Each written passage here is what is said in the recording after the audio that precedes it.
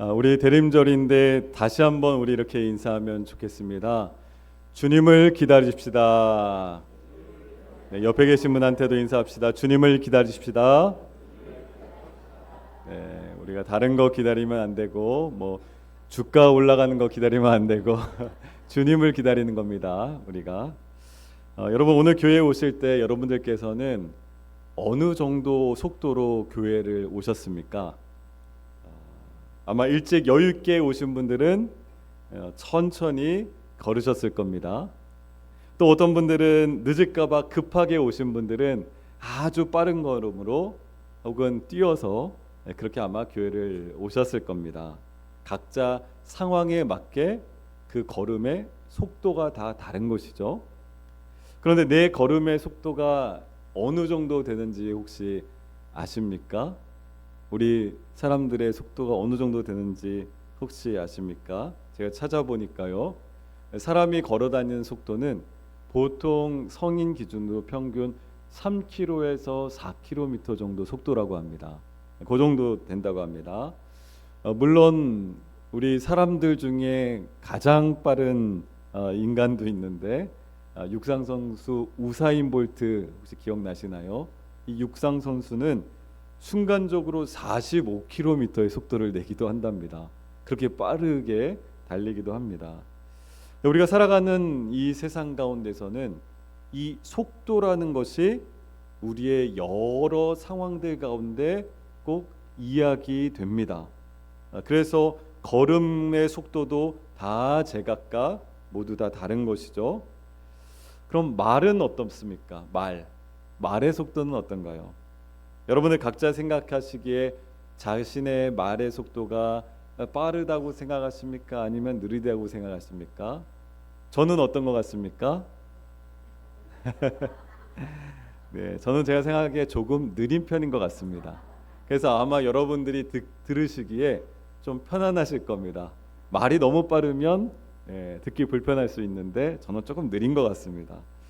저는 말하는 속도에 관한 잊지 못할 기억이 하나 있습니다.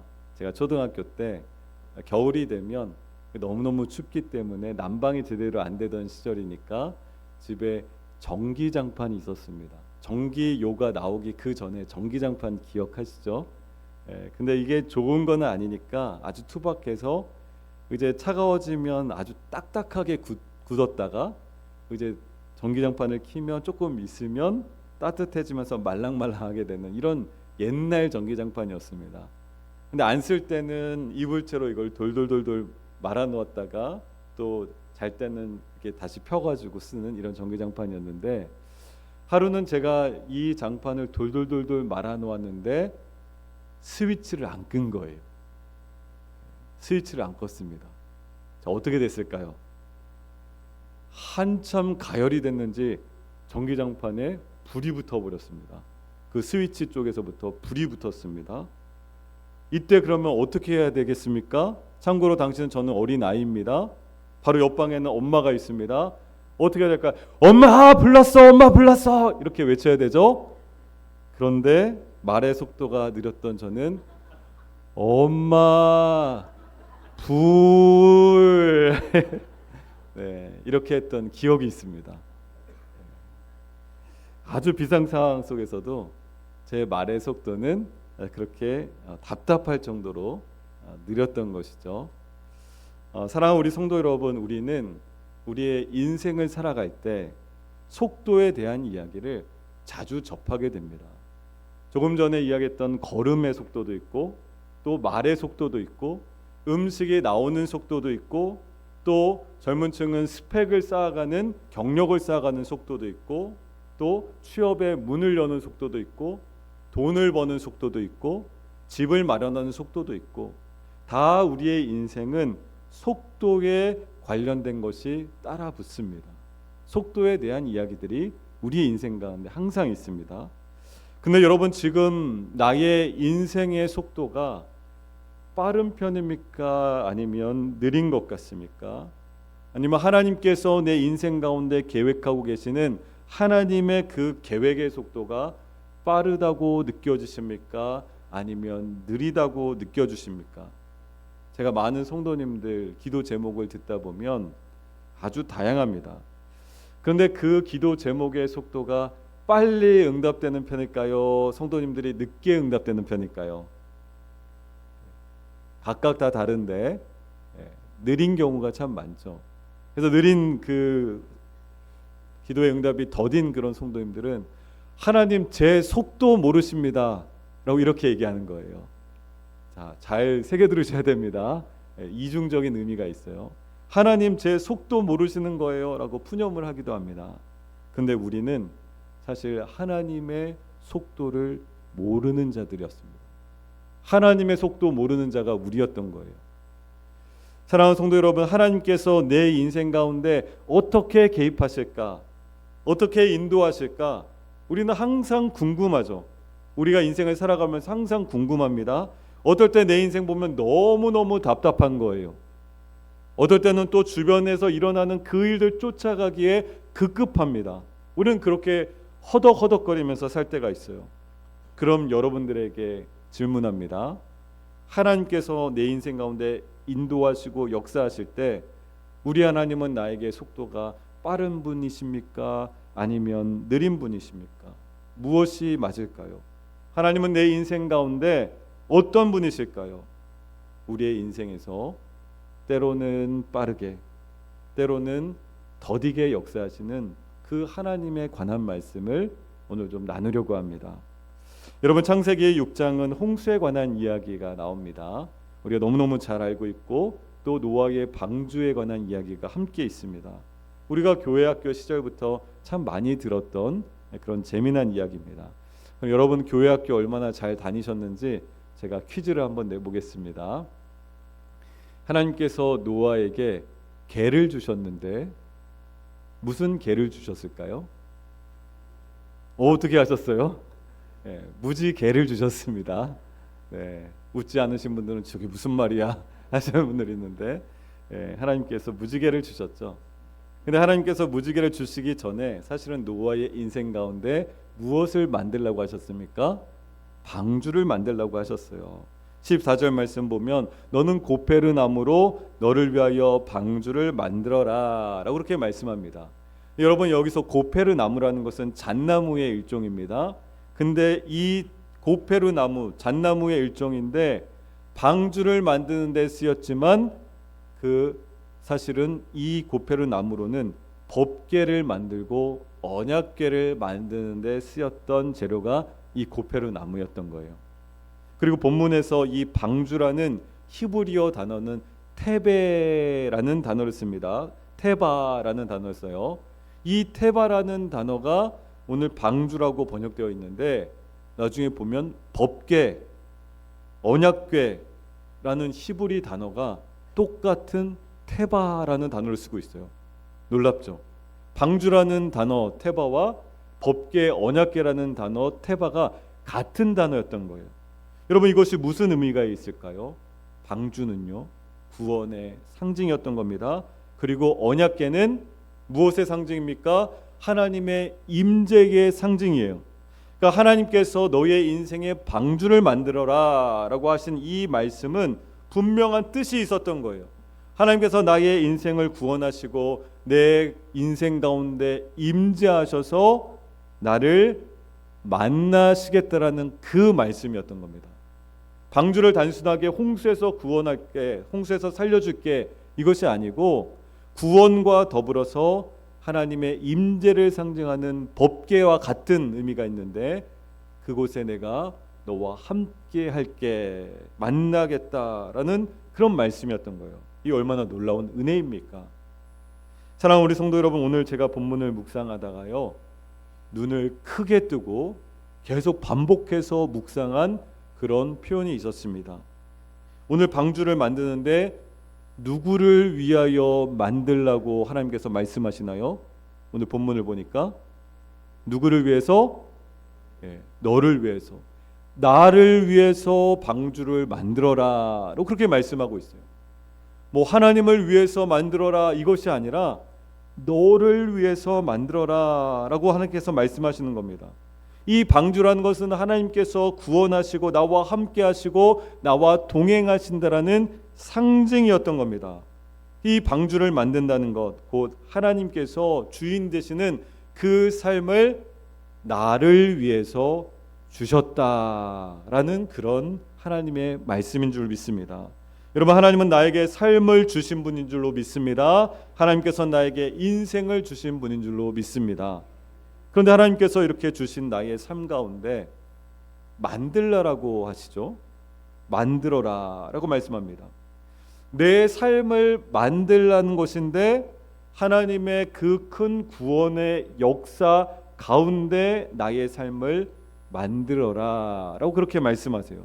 하나님께서 내 인생을 주관하시고 나를 이끌어 가시면 그 인생은 구원받은 그리스도인으로 만들어진다라는 약속의 말씀이었던 겁니다. 사랑하는 우리 성도 여러분, 하나님의 구원받는 자녀로서 합당한 모습의 방주, 합당한 모습의 인생을 지어갈 수 있기를 간절히 축복합니다. 그리고 뭐라고 이어서 말씀하시는지 아세요? 역청을 어떻게 하라고요? 안팎으로 칠하라. 그렇게 말씀하세요. 여러분, 역청이라는 것은 지금으로 따지면 방수제라고 생각하시면 됩니다. 배를 바다에 띄어나왔을 때 물이 스며들지 않도록 하는 것이 바로 이 방수제 역청이었습니다.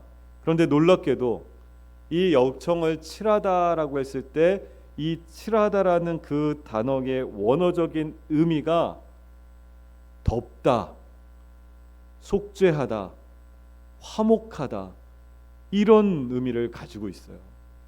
그러니까 역청을 바르라고 칠하라고 하셨는데 그 가운데는 하나님의 은혜로 우리의 인생을 칠하면서 우리의 삶을 칠하면서 우리의 죄 사함을 덮는 은혜가 있다라는 그 말씀입니다.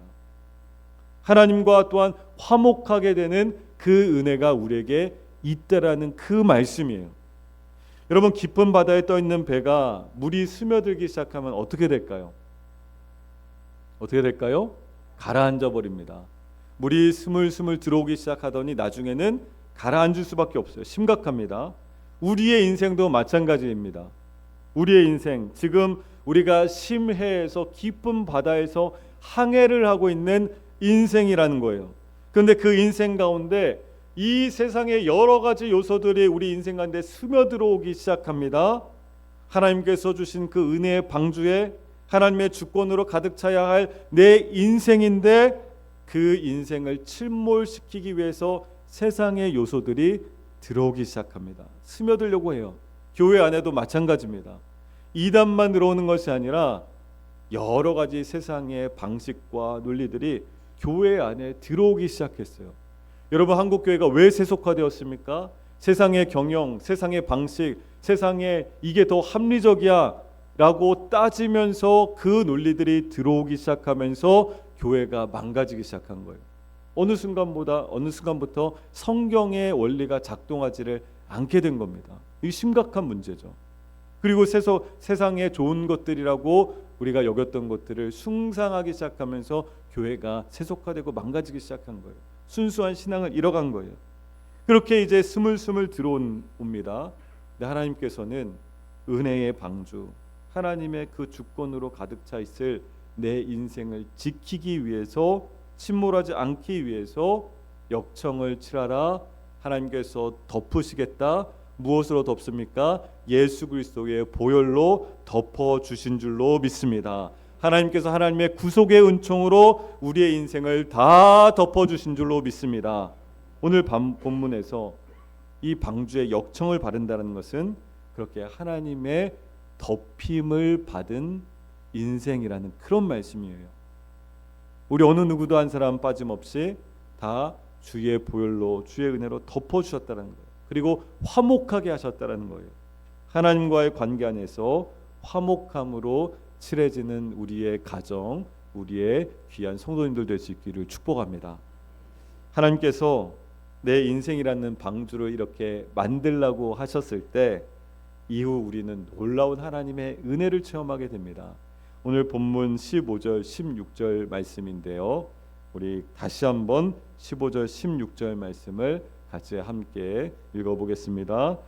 내가 만들 방주는 이러하니 그 길이는 300규빗, 너비는 50규빗,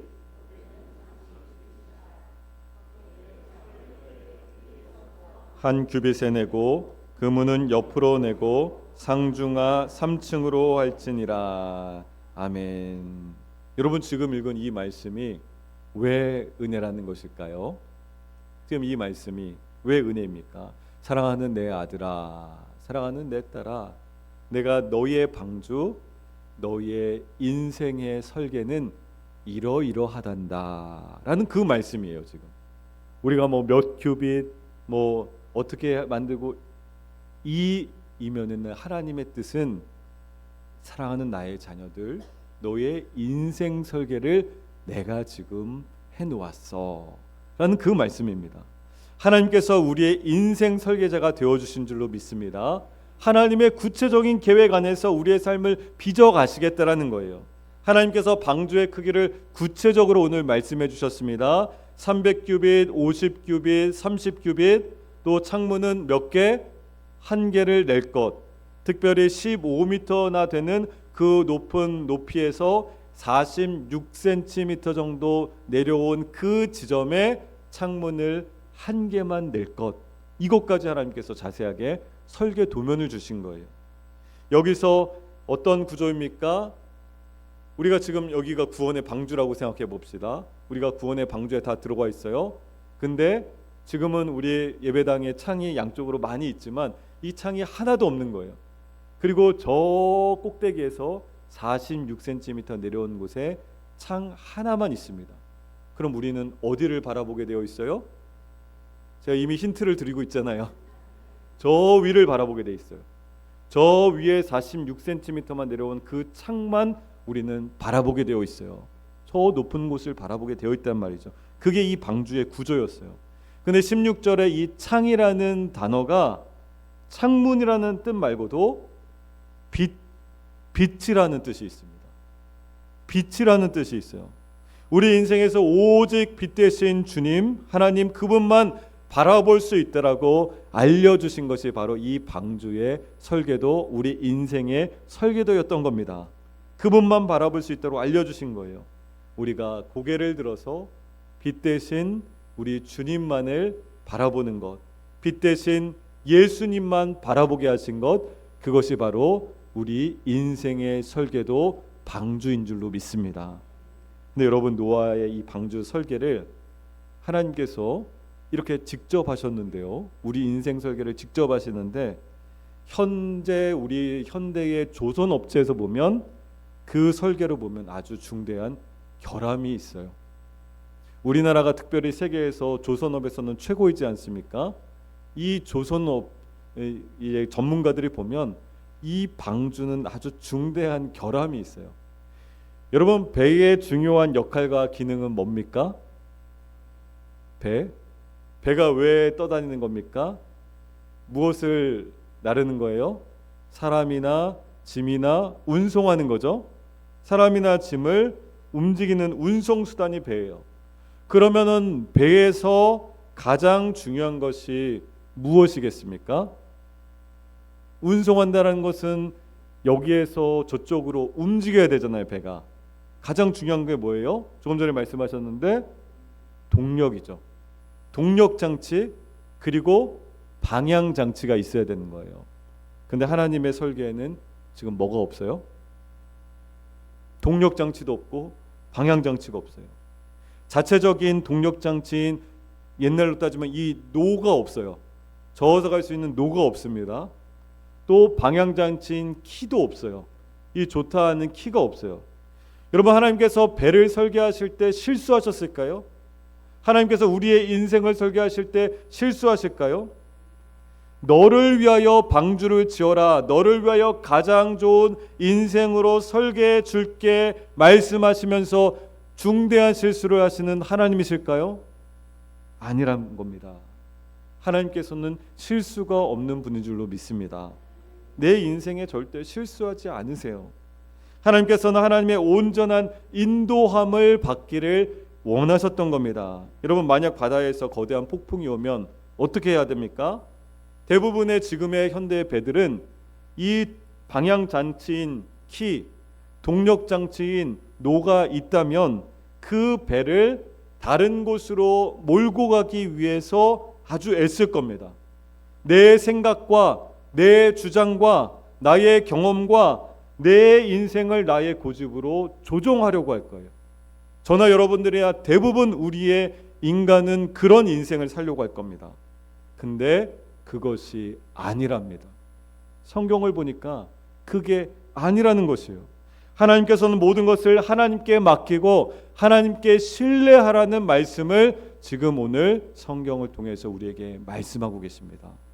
우리의 인생을 하나님께 그대로 맡기라는 거예요. 하나님의 인도하심을 그냥 따라가라는 거예요.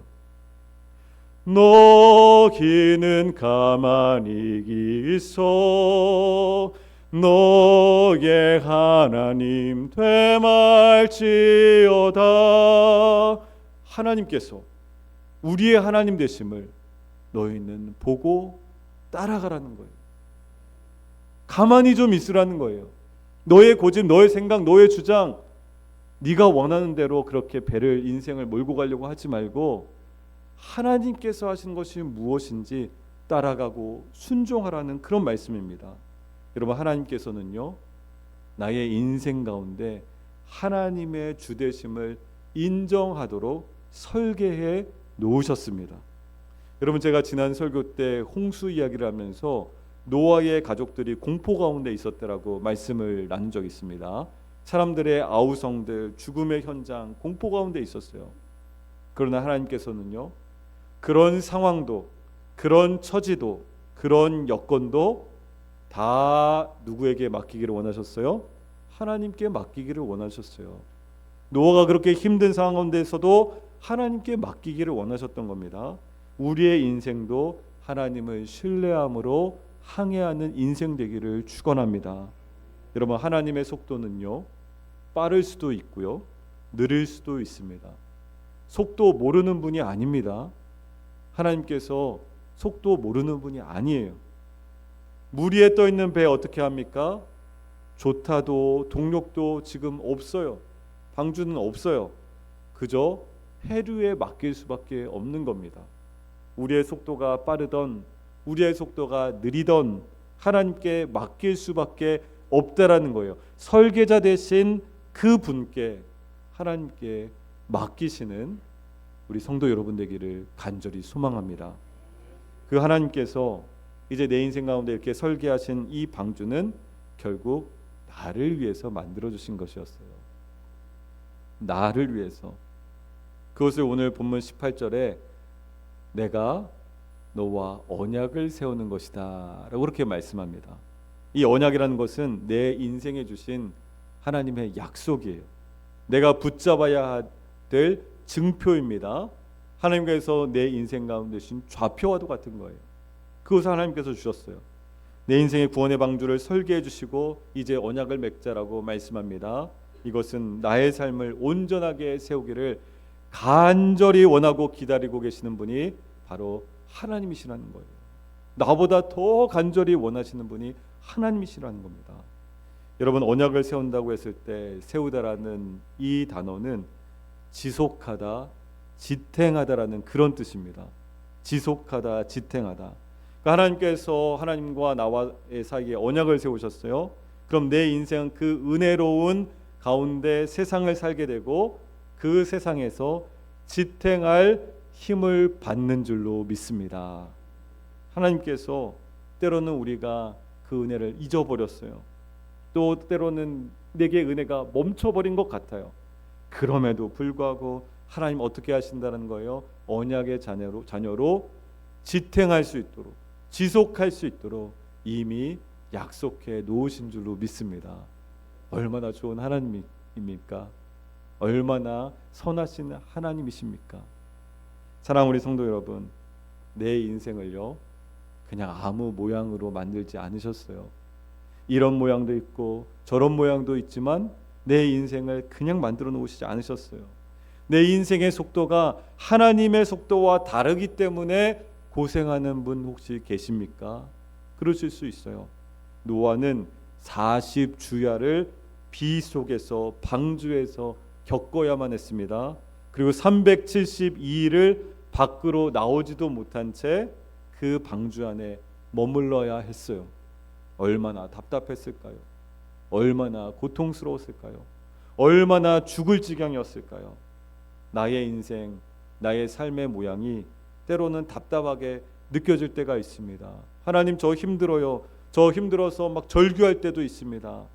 여러분, 너무너무 하나님 앞에서 힘들어서 하나님께 삿대질해 보셨습니까? 너무 불경건한 표현인가요? 저는 해봤습니다.